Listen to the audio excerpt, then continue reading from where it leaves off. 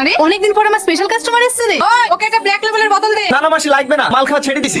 যা সালা, ওরা সাধু হয়ে গেলে আমার ব্যবসা কি করে চলবে রে? তোমার ব্যবসায় তালা ঝুলিয়ে দাও। ভাই সত্যি সব কাজ ছেড়ে দিয়েছি? হ্যাঁ। হঠাৎ এত পরিবর্তনের কারণ তুই একদিন বলেছিলি না, যখন শাসন করা লোক আসবে আমি এসব কাজ ছেড়ে দেবো। ঠিক তেমন আমার জীবনে একজন এসেছে। এই টনি, একটা নতুন মেয়ে এসেছিল না, সালমা বলে না? তুই তো মেয়েটার কাছে প্রথম গেছিলি। মেয়েটা না রাত্রেই পালিয়ে গেছে। মেয়েটাকে কি কোথাও দেখেছি? আমি দেখিনি। পালিয়ে যাবে কোথায়? খুঁজে বার করবো। মাঝখানে ওকে অন্টনি, তুই বাইরে যা খুশি তাই করবে, আমরা দেখতে যাবো না। কিন্তু এই সমাজে মেয়ে নিয়ে ফুর্তি করবি সেটা আমরা মেনে নেবো না। বিশেষ করে আপনারা যেটা ভাবছেন সেটা না। তাহলে এই মেয়েটাকে, ওর সঙ্গে তোর কিসের সম্পর্ক? ও আমার বউ। তুই কোথায় বিয়ে করেছিস না করেছিস আমরা দেখতে যাবো না। এই সমাজে থাকতে হলে আমাদের নিয়ম কানুন মেনে বিয়ে করতে হবে। ঠিক আছে, আমি আপনাদের কথা বলতে কালকে ওকে বিয়ে করবো।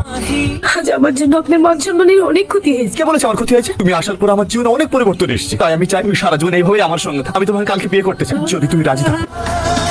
বন্ধ কর এই বিয়ে। এই বিয়ে হবে না। কেন স্যার? এই ছেলেটা মেয়েটাকে কিডন্যাপ করে এনে চুরি করে বিয়ে করছে। মিথ্যা কথা স্যার। স্যার, ওর কথা বিশ্বাস করবেন না। ও আমাকে দিয়ে নোংরা কাজ করাতে চেয়েছিল, তাই আমি হোটেল থেকে পালিয়ে এসেছি। হোটেলে থালা বাসন মাজতে গেলে নোংরা কাজ বলছি? চাচাকে মাসে মাসে টাকা পাঠাতে হয়, এইটুকু নোংরা কাজ তো করতেই হবে। স্যার আমাদের কথা একটু শুনুন। তুই কি ভেবেছিস ওইখান থেকে পালিয়ে এসে বিয়ে করে সংসার করবি না?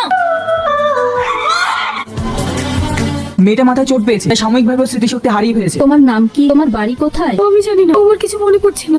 ওই দেখ, মামারা মেয়েটা ওকে পেয়ে কত খুশি। তাই বলছিলাম তুই মেয়েটাকে বিয়ে কর। এটা তুমি কি বলছো মা? অন্তত ওই বাচ্চা মেয়েটার মুখের দিকে তাকিয়ে রাজি হ। বিনা দোষ আমাকে জেলে পাঠিয়ে আমি আরামে আছি না। বল বল আমার সামনে কোথায়? ওকে আমরা